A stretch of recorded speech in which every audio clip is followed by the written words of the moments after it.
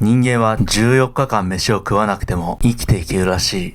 14日を超えると話は変わる。今回挑戦するのは1ヶ月。俺は正直舐めていた。生きるって。10日目。9日目、ついにまともな食事、馬面ハギをゲットしたマサル。しかし拠点に戻ってくる頃には体力も気力も完全に限界を迎えていた。内臓だけ取って10日目に食べることにした。にもかかわらず冒頭のマサルが不機嫌なのはお察しの通りだろう。はい、ということでね、仕掛けね、全部見てきたんですけども、何もかかっておりませんでした。そう、狩猟がうまくいかなかったのだ。辛すぎる。もう正直今までの企画の中で一番きついね。10日目まで何も食べれてない状況になってみて、今全く考えが変わってますね。2日目とかまだ飢えてないから生き物殺すの嫌だなとか舐めたこと言ってたけど、こっから先15日目とか20日目とか入ってきて動物取れなかったらリタイアしなきゃいけなくなってくるんで、普通に多分何のためらいもなく今いけます。極限の状態になったらこんなにマインドって変わるもんなんやな。で、今日はですね、せっかく魚を焼くんで、鍋じゃなくて直火で焼きたいんですよ。なんで、次の間伐材を使って、串と箸を作って、より文明的な生活ができるようにね、していこうと思います。そしたら、ほら、すぐ横に杉の木がありますんでね、これを間伐していきましょ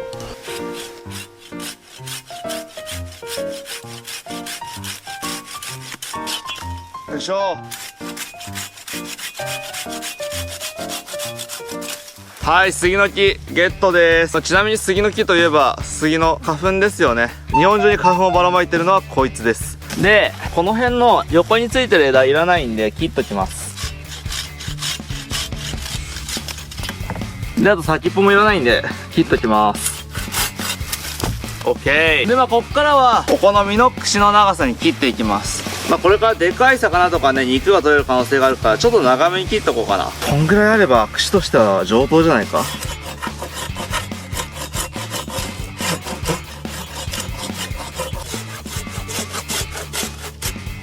はい、この長さで上等でしょう。で、こっからはね、マシェットで割っていこうと思います。このマシェットで割っていきます。割れるかな。硬っ。これ割れねえわ。斧にしよう。よっしゃ、割ったるで。こんな細いの割れんのかな。ほら割れた。割れたぜー。もうせっかくだからもうちょっと割っとこう。失敗。また失敗や。これ無理なパターン。そう、木の繊維がね、ぐにゃぐにゃって曲がっててまっすぐ割れないんだよね。今まで竹で作ってたから気にしたことなかったんだけど、木ってそういうもんなのと思って調べてみました。木を切って割り箸にしてみたいな、そんなイメージあると思うんですけど、実は割り箸って間伐材から割り箸ができてたりするんですね。それで俺は間伐材で串を作ろうとしたわけ。しかし世界はあまりにも無慈悲だ。これが7日目のコメント欄。間伐と枝打ち混同してる説あるな。マジかって思って調べてみました。間伐っていうのは植林した際に成長が悪い木などを間引く作業のことです。マサルがやってるのは枝打ちで、この切り枝は基本節がぐにゃぐにゃらしい。で、俺さ、間伐材って検索してたまげたよ。これなら箸作れるわ。そんなことも知らずにマサルは作業を続けています。あ、いけた。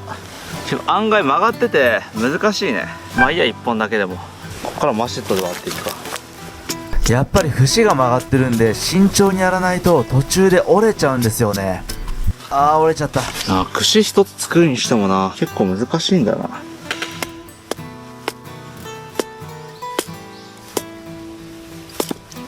でもだいぶ細くなってきたよ。斧より刃が薄いからずれるのが少ないね。ちなみになるべくナイフで削りたくないんでマシェットでできる限り細くしてます。もうあとは頑張ってね、細くしていきましょう。いやー、にしても毎日飯食う夢見るわ。昨日唐揚げ食べてたな。腹減ったな。ナイフの方がいいのかな。こっちの方がいいわ。いやー、明らかに箸として太すぎるし、別の方法にした方がいいんじゃないかなって思うんですけども、なんかね、俺ね、一度やり始めたことに固執しちゃうんですよね。もうこのぶっといやつから串を作ってやろうと。何としても作ってやろうっていう気持ちでやっています。特に意味はないです。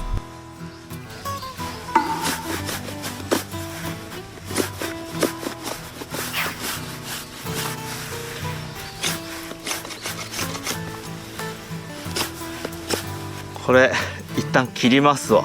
無限に時間かかるわ。はい、それではですね、串が1個できました。ちょっとこれ初めてね、杉で作ってみたんですけど、ちょっと微妙ですね。これ丸ノコとか電気使ったものでまっすぐ切れるやつでやんないと微妙ですね。これ節がね、すごいね、斜めに入ってるんですよ。斜めに入ってるから、斧とかノコギリとかでやるとどうしてもね、まっすぐに切れないんで、これ曲がった串しか作れないですね。竹で作るとね、すごい楽なんですけど、こんなもんですね、串は。だいぶ斜めになってるんだけど、箸はね、笹で作りましょう、笹で。で、この杉ね、残ったやつはね、めっちゃよく燃えるんで、これ薪にしましょう。意外と時間かかったな。ようやく魚が食べれる。やっとまともな食事じゃない？はい、というわけで、今日の朝ごはんを作っていきます。今日の食材は、ウマヅラハギ1匹とムカゴが2つです。さて、じゃあパパッとね、さばいていきましょう。ウマヅラハギさばくのはね、簡単です。もうハエがたがってきてる。早くさばいちゃおう。ここに切り目を入れますと。尻尾に切り目を入れて、あとは簡単。パワーよし。ちょっと残ってるところは包丁でいきましょう。で、反対側も皮に切り込みを入れて、よいしょ。こっちは結構綺麗にいけた。よいしょ。で、このね、エラがね、あるんで、ここ、エラをね、取っておきましょう。エラは臭いですからね。よし。で、一応血合いも取っておきましょう。こう取るか取らないかで味がめちゃくちゃ変わってきます。あんま血合いはないね。そしたら、川の水でしっかりと洗っておきます。冷てえ、川の水。こんなに冷たいの？雨降ったからかな。いつにも増して冷たいぞ。痩せたのとさ、ヒゲがもじゃもじゃしてきたせいでさ、もう iPhone の顔認証が通らなくなってきてるんだよね。よいしょ。はい、そしたら頑張って作った串、これを刺していきます。こいつ口開いてくれない。あんまり先っぽがとんがってないから刺せねえや。でもいい感じにいってますよ。これでいけますね。これ串1回切りじゃない？絶対燃えるじゃんこれ。1回切りの串だ。まあいいや。ではこいつを焼いていきましょう。まずは塩を振っていく。砕く。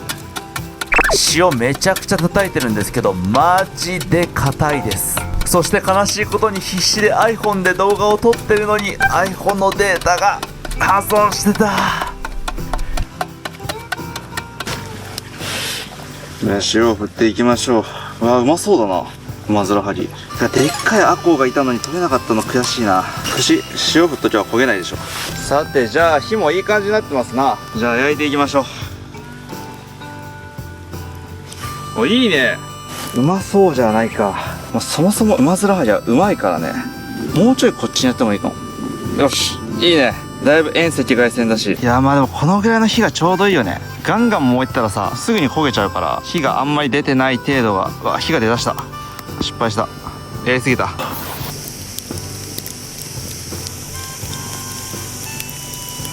うまそう。鷹の肌も取ればよかったな、今になって思うが。今日も潜りに行く予定だったからね。まさか雨が降るとは。今潜りに行っても超濁ってるでしょう。そう、雨が降るとですね、今回のポイントだと最低3日ぐらいは海が濁ってしまうんですよね。大雨が降るとですね、土砂が大量に海に流れ込むんですね。そうするとこんな感じで海水表面が濁っちゃうんですね。そして波でシャッフルされて海底の方まで濁ってしまうと。で、この濁りが抜けるのに3日間ぐらいかかるんですよ。つまり狩猟が成功しない限り雨が降らなかったとしても13日へまでマサルは何も食べれないことが確定する。気丈に振る舞っているが状況としてはほぼ詰んでいる。この先は天候次第、そして14日目以降の俺の覚悟次第だ。もうええやろ。よいしょー。やばい。耐えた。食べましょう。来ました。完成しましたー。これ10日目にしてやっとまともな飯なんじゃない？何キロカロリーぐらいあるんだろう。いただきます。ちょっと怖い。うまそうすぎて怖い。いただきます。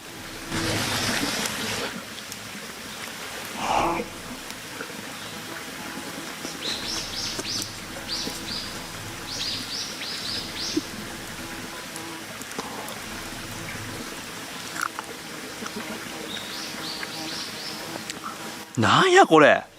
うまーい。ガチのうまいだわ。えっぐこんなうまいんや。もう身がふわっふわで、もう水分もちょうどいい。旨味もすごいね。何も食べてないと、すべての感覚が研ぎ澄まされるんで、まずいものはよりまずく感じるし、うまいものはよりうまく感じるんですけど、うますぎるこれうわーやばい。よく何の魚が一番うまいですかって聞かれるんですけど、10日食事を抜いた後のウマヅラハギが一番うまいです。正解が出ました。何がうまいかとかさ、やっぱ刺身で一番うまい魚とかさ、煮付けで一番うまい魚とか、唐揚げで一番うまい魚とかさ、やっぱそこはいっぱい種類があるじゃん。いや何がうまいとこうつけがたいんだよね。まあこの魚のこの時期のこの場所で取れたやつがうまいとかもあるからさ。ちゃうわ。10日間飯抜いた後のウマヅラハギです。これが一番うまい。待ってくれ、こんなにうまいと思ってなかった。多分ね、昨日の夜食べてたら熟成が進んでないからこんなにうまくなかったと思うよ。うわ、昨日の夜食べんでよかった。うますぎる。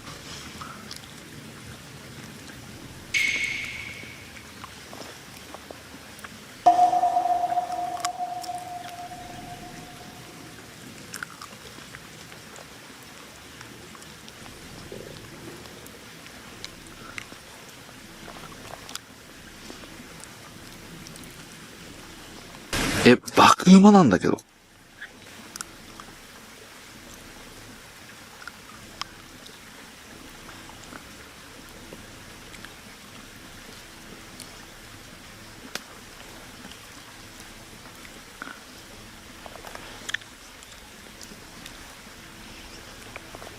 さて、夢の時間もそろそろ終焉。まあこれ後日談なんですけど、ボロボロこぼれてないんですけど、うますぎて涙が出て、目がね、もうずっとね、うるうるしてました。こんなん初めてですよ。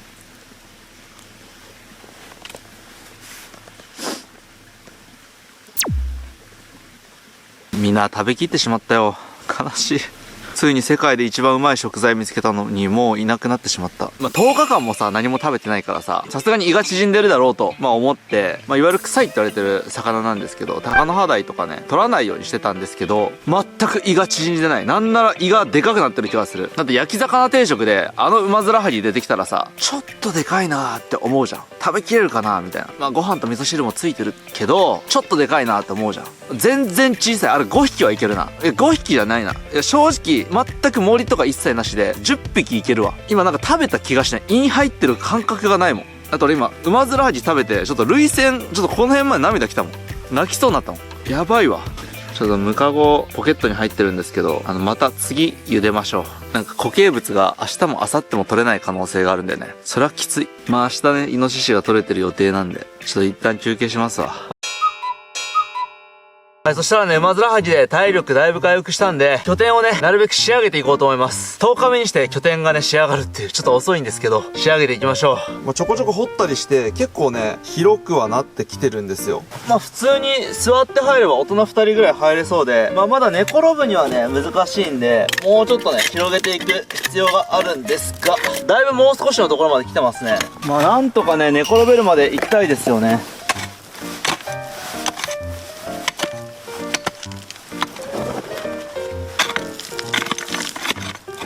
今はですね、穴の中で膝を曲げて寝袋で寝てるんですけど、やっぱりね、なかなか疲労が取れないんですよね。やっぱ足を伸ばして寝れるかどうかで、疲労の回復レベルは全く違いますからね。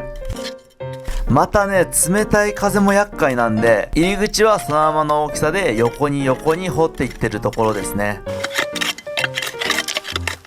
で、これはですね、自分でもびっくりしたんですけど、10日目からですね、もうエンタメとかじゃない、生き残ること。つまり、人間の本来の目的である生きること、その一点のみに向けて自分が行動するようになってきました。それは驚きと同時に、本来持ってる人間のパワーって実はもっともっとすごいんじゃないかって思ってしまったんですよね。僕自身ね、普段こんなにね頑張れないんですよ。それは YouTube をやったりだとか、水産工場の経営をやったりだとか、多くの皆さんもそうだと思うんですけど、マルチタスクをしすぎてるからなんじゃないかなってね、ちょっと思ったんですよ。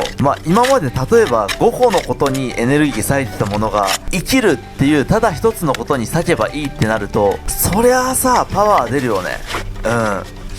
なんか不思議な経験でしたね。よいしょ。マジ力作業だな。まあこんな感じでとりあえず横にどんどんと掘っていきます。この時々出てくるでかい石が本当にね厄介なんだよね。次にですね横の壁を崩したものをどんどんと掘り出していきます。やば、筋力めっちゃ減ってるな。全然体が動かない。実際にこの1ヶ月サバイバルを通してめちゃくちゃ筋肉が減ったんですけど、俺はマッスルメモリーを信じてるんで、少し余裕ができたら筋トレしていきたいですね。これ寝れんじゃね、もうそろそろ。拠点作るだけでもめちゃくちゃしんどいな、これ。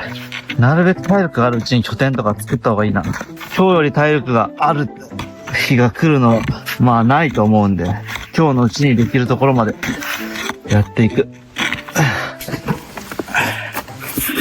何回書き出したやろうな。200回は超えてるな。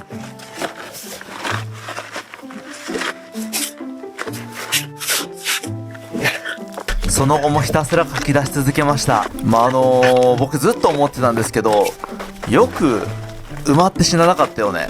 ついに夜になってしまいました。とりあえずね、寝れるレベルまで行きましたんで、あとは、体力の続く限り、部屋を、これはもう部屋です。部屋や、ここは、自分が寝れるレベルになって、テンションが上がっております。部屋じゃ、ここは。この部屋をね、拡大していきます。なるべく頑張る。暑い。じゃあちょっと iPhone で内見していきましょう。てか顔痩せたな。めちゃめちゃ痩せたじゃん。本日内見するのはワンルーム風呂トイレなしの物件でございます。なんと山奥にねあるそうなんです。お、見えてきましたね。大量の土が滑り台のようになってます。階段もなしということですね。後で階段を作る必要がありそうですね。さて登ってみると見えてきたのは巨大な穴です。これはもう洞窟といって差し支えないでしょう。ただこれ人間が入れるサイズなのかというところが疑問でありますが、入ってみると、よいしょ。ちょっとこれ意外と広いんだけど広さが伝わらない。ほらこっちから、ここまであります。でかい石がねちょいちょいあるのよ。これがね難敵。よいしょ。こういういきなり崩れるところもあったり、硬いところもあるんだよね。今はねないけど、あったボスみたいに硬いね石とかもあるわけよ。こ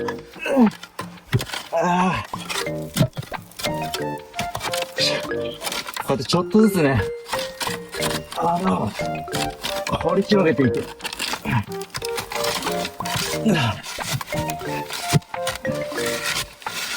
でこれをこうやってすくって、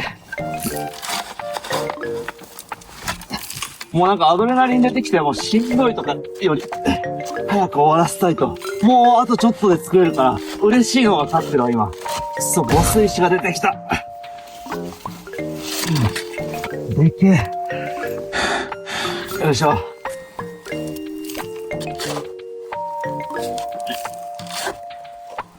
最初はね、もうほんと途方もない作業でしたけど、多分砂利だけで1トン以上は書き出してると思うんですけど、毎日地道にやってればちょっとずつ進むんですよね。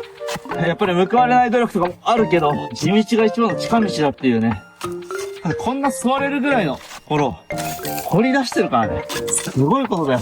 小学生の頃は決めつけて作ったりとかしてたけど、本当の基地作るのってむちゃむちゃ大変やんけ。でもね、楽しいわ。やっぱ YouTube とか事業とかさ、経営とかって、前に進んでるかわかんないし、なんだったら後ろに進んでることもよくあるから、洞窟掘りに関しては、やればやるだけ前に進めるんで、精神的にいいわ。部屋は広いだけいいですからね。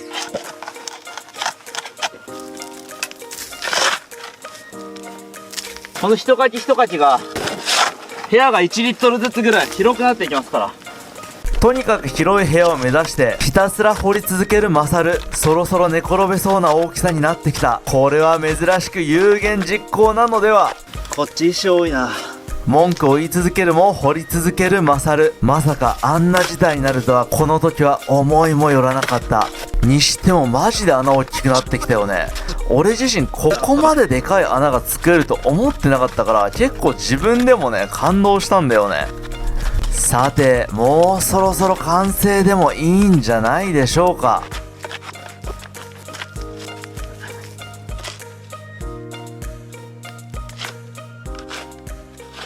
ここでまさかの悲劇が。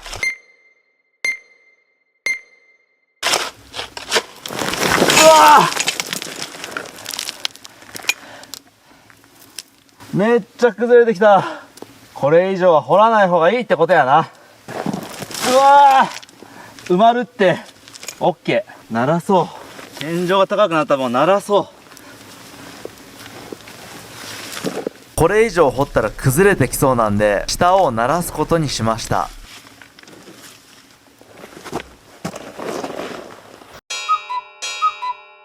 もう寝転べるんじゃないか。